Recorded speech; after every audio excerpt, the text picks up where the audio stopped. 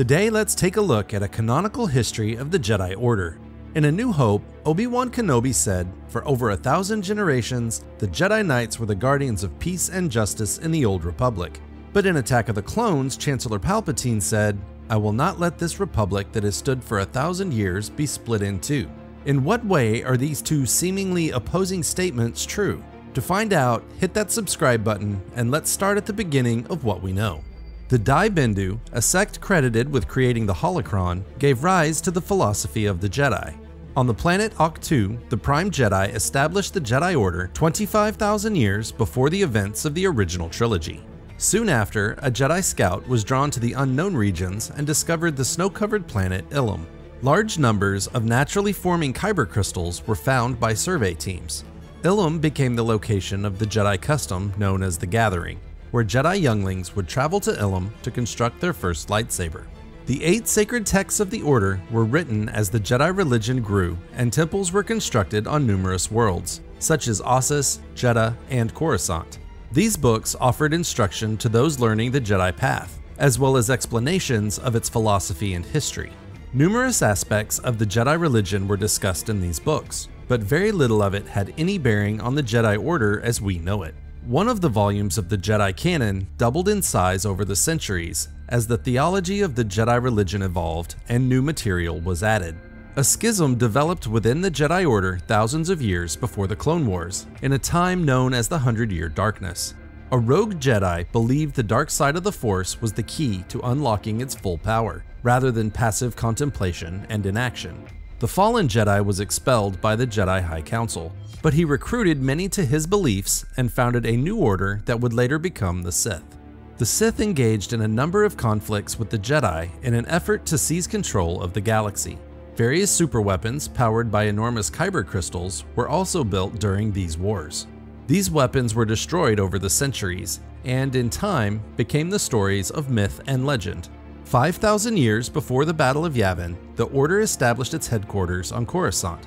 The Jedi constructed their temple over a former Sith shrine, believing the dark side energy had been contained.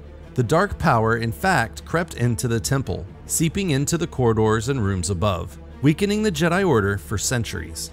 An interesting note, in the early days of the Galactic Empire, Emperor Palpatine transformed the Jedi Temple on Coruscant into his imperial palace as the ultimate mockery of the Jedi Order. He then excavated the shrine and turned it into his private dark side meditation chamber. Now, it was at the time the Jedi Order constructed the Coruscant Temple that they came into the service of what would become known as the Old Republic. The Jedi Knights, defenders of peace and justice, guarded the Republic, promising to uphold its ideals. The Jedi participated in numerous conflicts throughout the ages, both on behalf of the Republic and within the Order itself. As the Old Republic collapsed, the Jedi and Sith orders met in their final conflict, known as the Jedi-Sith War.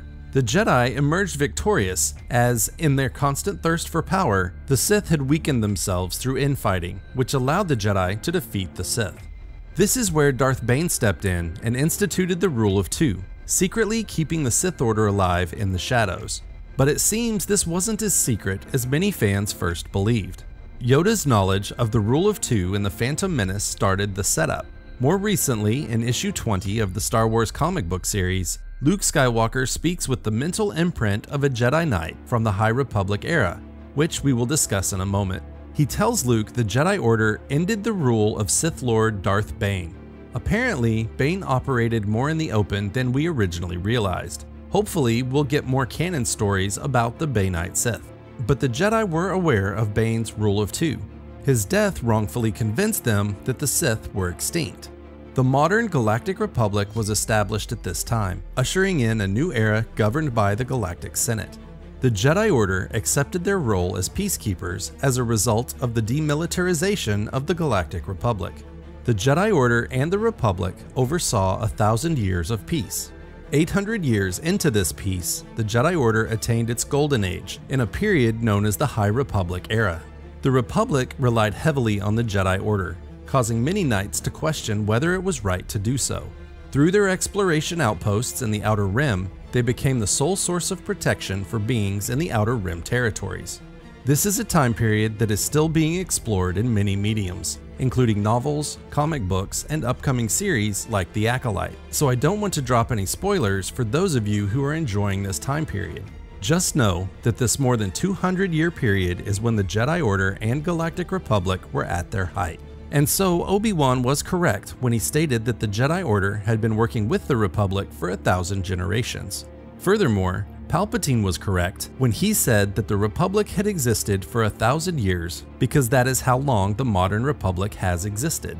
I hope you enjoyed this video. There are a lot of new stories being released all the time in various novels, comics, Disney Plus shows, and someday I hope new theatrical films. So we're getting more and more of the backstory of the galaxy we all love. If you did like it, give the video a thumbs up. Consider subscribing and clicking the notification bell so you don't miss any future content. Until the next video, I hope you enjoy the rest of your day and may the Force be with you.